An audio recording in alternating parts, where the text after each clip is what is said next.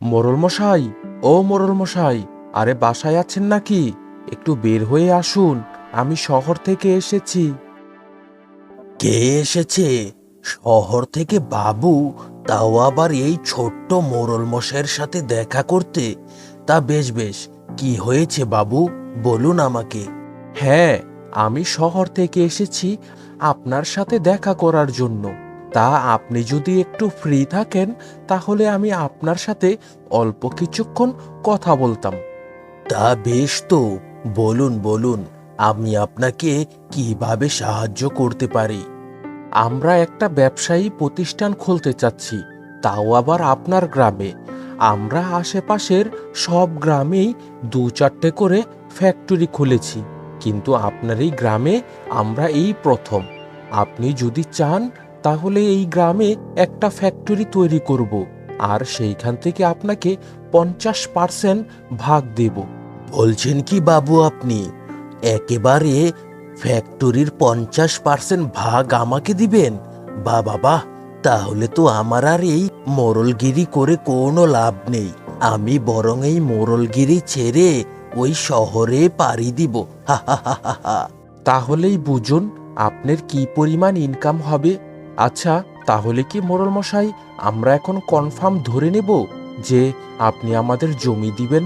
হ্যাঁ অবশ্যই, আপনারা নিশ্চিত হয়ে থাকুন যে আমি আপনাদেরকে জমি দিব, আর সেই জমিতে আপনারা ফ্যাক্টরিও করতে পারবেন। তা বেশ তো, সেই জমিটা কবে দিবেন? ও আচ্ছা, আপনাদের যেই দিন জমি দরকার সেই দিনই বলবেন, আমি আপনাকে একটা না একটা ব্যবস্থা করে দিতে পারবো। জমি নিয়ে কোনো চিন্তা করবেন না, আমার চিন্তা তো শুধু ওই 50 ভাগের টাকা। সেই টাকাটা আমার পকেটে আসলেই আমি খুশি। ঠিক আছে মোড়ল মশাই, তাহলে আমি ওই আগামীকালই আসব। আপনি আমাকে একটা জমি আমার নামে লিখিয়ে দিয়েন, আর তার 50% ভাগ আপনি পাবেন। ঠিক আছে, তাহলে এখন আপনি আসতে পারেন। কি হ্যাঁ রমেশ দাদা, তোমার চেহারাটা এরকম কুচকে আছে কেন? কি হয়েছে? বৌদি কি তোকে আবার ধরে বকাঝকা দিয়েছে নাকি? কি হয়েছে রে ভাই? কি আর বলবো রে তোকে হারাদন, আমার সব শেষ হয়ে গেছে রে। এই অনাবৃষ্টি আর বন্যা আমার ফসলের জমি সব নষ্ট করে দিয়েছে। ধান গাছ, পাট গাছ, শাকসবজি যা লাগিয়েছি সেগুলোও এই বন্যায় আর অনাবৃষ্টিতে নষ্ট হয়ে গেছে। কি করব, কোনো কুলকিনারা খুঁজে পাচ্ছি না। আমি বলি কি রমেশ দাদা, এই সব চাষাবাদ না করে তুমি ব্যবসা বাণিজ্য করো।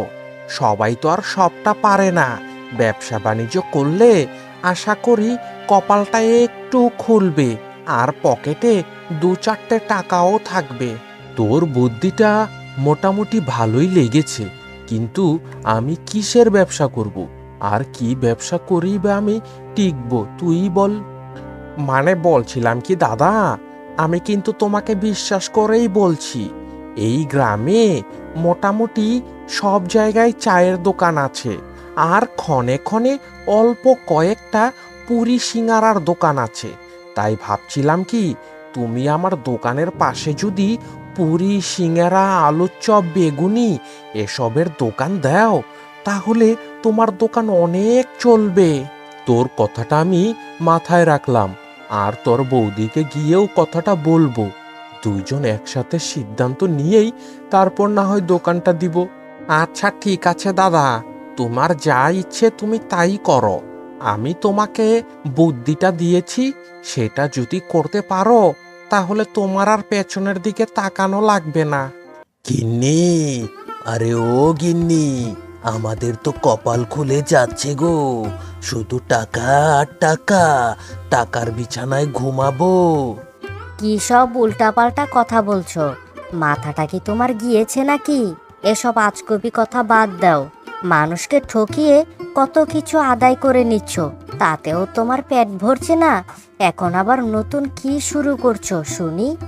তুমি কিন্তু গিন্নি আমাকে অনেক খুঁচিয়ে খুঁচিয়ে কথা বলছো, এখন কিন্তু একটু বেশি হয়ে যাচ্ছে। আচ্ছা বেশ, আমি আর তোমাকে এখন কিছু বলবো না।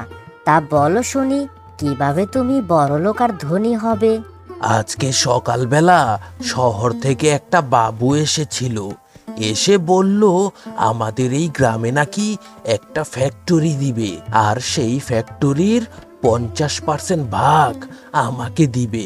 তা বলো গিন্নি, ওই ফ্যাক্টরির 50% ভাগ যদি আমরা পাই, মানে আমি পাই, তাহলে তো আর এই মোড়লগিরি করে কোনো লাভ নেই। সেই টাকা দিয়েই তো দালান কোঠা বাড়িঘর সব কিছু করে ফেলতে পারবো। ও বাবা গো, তাই নাকি? এ তো খুব খুশির সংবাদ। এমন হলে তো আমরা বেশি দিন না, অল্প কয়েক মাসের মধ্যেই অনেক বড় ধনী হয়ে যাব। সে কি আর বলতে, তখন আমরা টাকার বিছানায় ঘুমাবো, আরাম আয়েশ করব, জীবনটাকে অনেক সুন্দর করব, খাবো আর দাবো। হা হা হা হা হা। শুধু খাবে আর দাবে সেটা তো চলবে না, আমাকে দামি দামি শাড়ি, গহনা এসব কিনে দিতে হবে। আচ্ছা ঠিক আছে, দেব দেব, তোমাকে সবটাই কিনে দিব, একটু ধৈর্য ধরো। গিন্নি, সকাল তো হয়ে গেল, আর এই সকালটা হলেই তো আমার মাথা কাজ করে না। বন্যায় অনাবৃষ্টিতে ফসলের জমি সব নষ্ট হয়ে গিয়েছে। কি করব কিছুই বুঝতে পারছি না। শোনো না, তুমি এই চাষাবাদ ছেড়ে দিয়ে অন্য কিছু করার উপায় বের করো। এইভাবে না হয় আর কতদিন চলবে বলো? এটা ছাড়া কি আর করব? বাপ দাদা 14 গোষ্ঠী তো এই ধান, এই ফসলের জমিই করে গেছে, আর সেই পরম্পরায় আমি এখন এটা পেয়েছি। এখন যদি এইটা ছেড়ে দেই, তাহলে যদি ওই বাপ দাদার অভিশাপ লাগে তখন? তুমি সেই অভিশাপ নিয়েই পড়ে থাকো। এইদিকে যে অভিশাপে সব কিছু নষ্ট হয়ে যাচ্ছে, সংসারে অশান্তি হচ্ছে, সেটা আর তুমি দেখছো না। আমি বলি কি, ওইসব কুসংস্কার ছেড়ে ভালো চিন্তা ভাবনা করো, মন মানসিকতা ঠিক করো, তাহলেই দেখবে সব ঠিক হয়ে যাবে। এই কথাটা তুমি একদম ঠিক কথা বলেছ। গতকাল ওই হারাদনের দোকানে গিয়েছিলাম। হারাদন আমাকে বলল, এই চাষাবাদ বাদ দিয়ে একটা ব্যবসা কর। আমি বললাম, কিসের ব্যবসা? তখন হারাদন বলল, তার দোকানের পাশে একটা পুরি সিঙ্গারা আলুর চপের দোকান দিতে। এই দোকান নাকি আমাদের এই গ্রামে খুব চলবে। এটা তো একদম ভালো কথা বলেছো। বেশ তো, তুমি পুরি সিঙ্গারা, ভাজা পুরি ইত্যাদি বিক্রি করো। তোমার দোকান থেকে খেয়ে তারপর ওই হারাদন কাকার দোকানে গিয়ে চা আর পান খাবে। আরে এইভাবেই তো দুই বন্ধু মিলে ব্যবসা করতে পারো। ঠিক আছে গিন্নি, তাহলে আমি কিছুদিনের মধ্যেই সমস্ত কিছু জোগাড়যন্ত্র করে তার দোকানের পাশে আমার এই ভাজা পোড়ার দোকানটা দিয়ে দেব। কিরে হারাদন, কেমন আছিস? তোর দোকানপাট সব কেমন চলছে? এই তো মোড়ল মশাই, মোটামুটি ভালোই চলছে। আপনারা বসুন, আপনাদের জন্য আমি চা বানিয়ে দিচ্ছি। শোন হারাদন, তোর সাথে একটা দরকারি কথা বলার জন্যই এসেছি। আপনি কেমন কথা বলছেন মোড়ল মশাই? আপনার সাথে আমার জরুরি কথা? মানে আমি তো কিছু বুঝতে পারছি না। হয়েছে, এখন ওইসব আদিক্ষেতা বাদ দে। শোন, এই যে দেখছিস আমার পাশে শহর থেকে সাহেব বাবু এসেছে। উনি আমাদের এই গ্রামে একটা বড় দেখে ফ্যাক্টরি দিবে। আর এই সাহেব বাবুর তোর ওই পিছনের জমিটা খুব পছন্দ করেছে। তাই বলছিলাম কি, তোর ওই জমিটা সাহেব বাবুর নামে লিখিয়ে দে। তোকে সাহেব বাবু 1,20,000 টাকা দিবে। বাবা বা, 1,20,000 টাকা! এই গ্রামে তো আমি 2 বছর বসে বসে খেতে পারবো। তা বেশ বেশ, আপনি কাগজপত্র এনেছেন, সেগুলো দেন। আমি আপনাকে এখনই সই করে দিচ্ছি। এই নে, এইখানে তোর একটা সিগনেচার করে দে। এই তো মোড়ল মশাই, সই করা হয়ে গেছে। দিন, এবার আমার টাকাটা আমাকে বুঝিয়ে দিন। আহাহাহা, তুই ভাবলি কিভাবে যে তোকে আমরা ওই সামান্য জমির জন্য 1,20,000 টাকা দেব? শালা ফকিন্নি কোথাকার, যা ভাগ। তোকে যে এই গ্রামে দোকান খুলে ব্যবসা করতে দিয়েছি, এটাই তো তোর 7 জনমের ভাগ্য। মোড়ল মশাই, এটা কিন্তু আপনি আমার উপর খুব অন্যায় করলেন। হ্যাঁ, উপরওয়ালা কিন্তু সইবে না বলে দিলাম। এই গরিব গরিব নিরীহ মানুষদেরকে এভাবে ঠকাচ্ছেন। দেখবেন দেখবেন আপনার একদিন অমঙ্গল হবেই হবে। দেখ হারাদন, আমার মাথাটা গরম করিস না।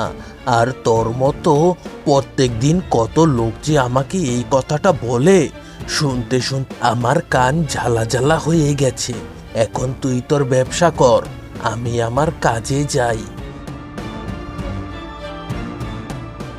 কিরে মরল বউ, কেমন আছিস তুই? কতদিন পরে এই কুয়োতে এসেছিস পানি নিতে। এখন তো তোর চেহারাটাও দেখা যায় না। কিরে, কি হয়েছে? কোনো উন্নতি করতে পেরেছিস বুঝি? আমাদের আর খবর। আরে, এখন তো যেই অবস্থায় আছি, কিছুদিন পর তোমাদের সামনে শুধু টাকা উড়াবো, টাকা। টাকার বিছানায় ঘুমাবো। আরে, টাকাই তো সব। কয়েকদিন পরে ধনী হয়ে গেলেই তখন বুঝতে পারবে। এটা তুই কি বলছিস? তোর স্বামী তো সামান্য একটা মোড়ল। মোড়ল হয়ে এত এত টাকা কিভাবে কামাবে? আমার তো মাথায় আসে না। চুরি ডাকাতি করবে নাকি? আমি তোমাকে অত কথা বলতে পারবো না তো। একদিন একদিন দেখবে হুট করে আমরা বড়লোক হয়ে গেছি, আর এই গ্রামে বাড়ি গাড়ি সব কিছু হয়ে গেছে। তখন দেখবে টাকা আর টাকা। বাবা বাবা, এ তো খুব ভালো কথা। তা বলছিলাম কি, তোদের যদি টাকা পয়সা হয়ে যায়, তখন কি তোরা আমাকে ভুলে যাবি নাকি? না গো জেঠিমা, আরে তোমাকে কেন ভুলতে যাব? তুমি তো আমার রক্তের। ঠিক আছে জেঠিমা, এখন আমি চলি, বাসায় অনেক কাজ আছে। আচ্ছা ঠিক আছে, সাবধানে বাসায় যাস। আমিও আমার বাড়ির দিকে রওনা দিচ্ছি। আরে আরে, আমি কি শুনলাম? সামান্য একটা গ্রামের মোড়ল হয়ে এত বড় লোক কিভাবে হবে? এ, আমার তো মাথায় আসছে না। ঠিক আছে, আগে আমি ওই হারাধনের দোকানে যাই। ওর দোকানে তো আবার সব খবরাখবর পাওয়া যাবে। হারাধন, কিরে হারাধন, আমাকে একটা চা দে, চা খাই, মাথাটা খুব ব্যথা করছে। আরে হারাধন, কি হয়েছে তোর? তোর চোখে তো পানি দেখা যাচ্ছে, চোখগুলো তো ভেজা ভেজা। তা কি সমস্যা হয়েছে রে? আমাকে খুলে বল। আরে আমি তো তোর বড় দাদার মতো, খুলে বল আমাকে। জানো রমেশ দাদা, হ্যাঁ জানো, ওই মোড়ল মশাই একটু আগে আমার কাছে এসেছিল। এসে আমাকে টাকার লোভ দেখিয়ে আমার জমিটা আমার থেকে লিখিয়ে নিয়েছে। এখন এখন আমার টাকাগুলো আর দিচ্ছে না।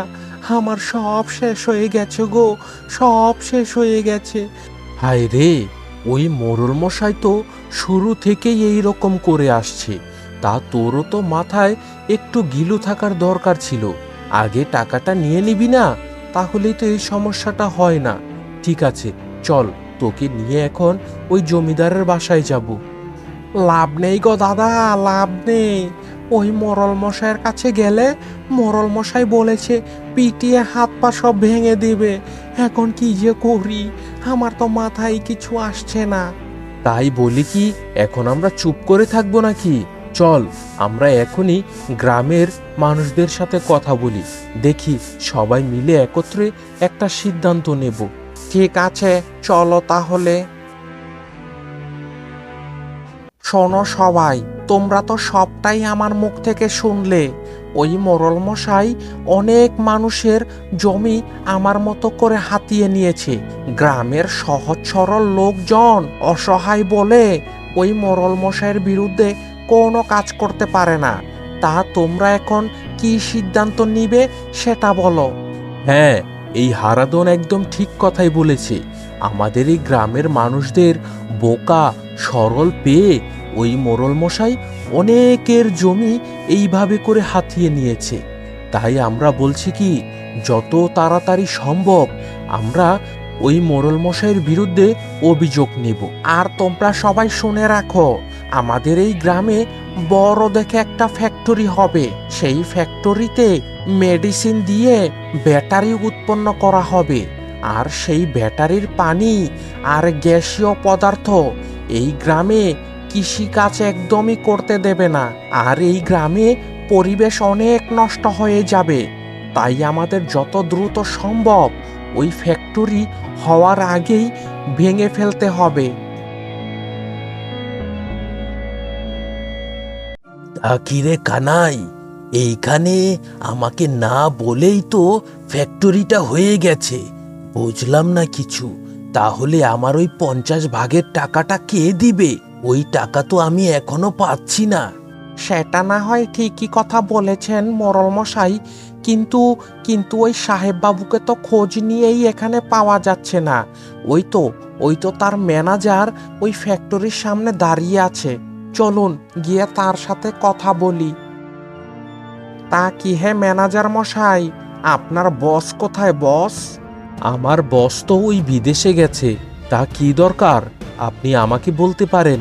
তা তোমার সাহেব আমার থেকে এই জমিটা নিয়েছে আর বলেছে কাজ হওয়ার আগে 50% ভাগ আমাকে দিবে।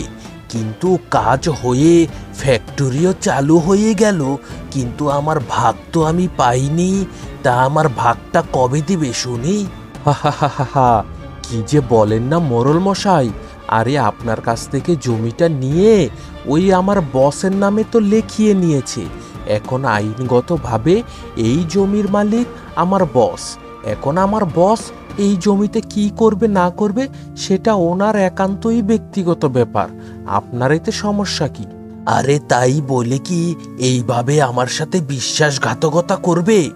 বলেছিল আমার সাথে আলোচনা করেই আমাকে 50% ভাগ দিয়ে তারপর এই ফ্যাক্টরি তৈরি করবে। কিন্তু তার আগেই যে ফ্যাক্টরি হয়ে গেছে সেটাই তো আমার হজম হচ্ছে না। কি যে বলেন না মোড়ল মশাই, আপনি যেই কাগজগুলোতে সই করেছিলেন তার মধ্যে একটাতে স্ট্যাম্প করা ছিল আপনি আমার বসের কাছ থেকে আপনি যেই সমস্ত টাকা পাবেন সেই টাকাগুলো আপনি সব বুঝে পেয়ে গেছেন। হায়রে উপরওয়ালা, এ তুমি আমাকে কোন দিন দেখালে? ভেবেছিলাম এইখান থেকে 50% করে ভাগ নিয়ে আমি অনেক বড় ধনী হয়ে যাব। হায় হায় হায়, এখন আমি আমার গিন্নির কাছে কিভাবে মুখ দেখাবো? আমার তো সব শেষ হয়ে গেল রে। এখন যান তো, যান যান যান। এই ফ্যাক্টরি থেকে এখন কর্মচারীগুলো বের হবে। যান, আপনারা এখন আসতে পারেন। নয়তো নয়তো ওই দারোয়ান ডাকিয়ে ঘাড় ধাক্কা দিয়ে বের করে দেব। হায় হায় রে, এখন তো গ্রামে সেই ফ্যাক্টরিটা হয়েই গেল। আর এর মাঝে গ্রামের অনেক মানুষের জমি ওই মোড়ল মশাই হাতিয়ে নিয়েছে। কত জমি যে ওই সাহেব বাবুর নামে করে দিয়েছে একমাত্র সাহেব বাবুই ভালো জানে। এখন আমাদের চুপ করে বসে থাকলে হবে না। এখন আমাদের সবাইকে একত্রিত হতে হবে। আর আর ওই মোড়লকে এই গ্রাম ছাড়া করতে হবে এবং ওই সাহেব বাবুকে এই গ্রাম ছাড়া তো করতে হবেই। যত ফ্যাক্টরি আছে সমস্ত ফ্যাক্টরি ভেঙে চুরে ছিন্ন বিচ্ছিন্ন করে দিতে হবে। রমেশ দাদা ঠিক কথাই বলেছে। এখন চলো, সবাই চলো, ওই মোড়ল মশাইয়ের বাড়িতে যাব। আজকে থেকে এই গ্রামে কোনো মোড়ল মশাই থাকবে না। পঞ্চায়েত যেই সিদ্ধান্ত নিবে সেই সিদ্ধান্তেই আমরা চলবো। হ্যাঁ হ্যাঁ, হারাদন ঠিক কথা বলেছে। চলো সবাই, গ্রামের সব মানুষ চলো, প্রথমে ওই জমিদারের বাড়িতে যাই। চলো চলো। এই বেটা যা, তুই তোর মোড়ল মশাইকে ডেকে নিয়ে আয়। তোর মোড়ল মশাইয়ের সাথে আমাদের কথা আছে। যা যা যা। তোমরা গ্রামবাসীরা সবাই আমাকে ক্ষমা করে দিও। আমি হারাদনের মতো এই গ্রামের অনেক নিরীহ অসহায় মানুষের জমিগুলো দখল করে ওই বিদেশি সাহেবকে বুঝিয়ে দিয়েছিলাম। এখন ওই বিদেশি সাহেব আমার সাথে পোল্ট্রি নিয়ে আমাকেই সেইখান থেকে বের করে দিয়েছে। এখন তো আমিও কোনো কুলকিনারা পাচ্ছি না। দয়া করে সবাই আমাকে ক্ষমা করে দিও। না না না, আপনার মতো শয়তান মোড়লকে আমরা গ্রামবাসী কখনোই ক্ষমা করব না। আপনাকে আপনাকে আজকেই এই মোড়লের পদ থেকে বহিষ্কার করা হবে। ঠিক আছে, আমি আজকের মধ্যেই আমার এই মোড়লের পদ থেকে আমি বহিষ্কৃত হব, কোনো সমস্যা নেই। তারপরেও তোমরা কেউ আমাকে ভুল বোঝো না। তোমাদের সকল গ্রামবাসীর কাছ থেকে আমি ক্ষমা চাচ্ছি। এই সাহেব সাহেব, এই সাহেব বেরিয়ে আয় বলছি। এই কি হয়েছে? গ্রামের অশিক্ষিত লোকেরা আমাকে নাম ধরে ডাকছিস, কি হয়েছে বল? দেখ সাহেব বাবু, তোকে শেষবারের মতো বলছি, হয়তো আমার এই জমিটা আমাকে ফিরিয়ে দে আর এই গ্রাম ছেড়ে চলে যা, নয়তো সবাই মিলে একত্রে ইচ্ছে মতো পেদাবো বলে দিলাম। কি বলছিস তোরা ছোট লোক? আমাকে তোরা হুমকি দিচ্ছিস? এত বড় সাহস তোদের?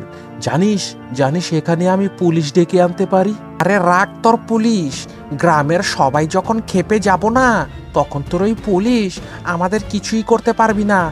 এই তোরা সবাই দাঁড়িয়ে আছিস কেন? গ্রামের সমস্ত মানুষকে খবর দে, আজকে এই ফ্যাক্টরি সব ভেঙে গুড়িয়ে দিব, আর এই শালার বেটাকে ইচ্ছে মতো পেদানি দে। ওরে বাবা রে, ওরে মরে গেলাম রে।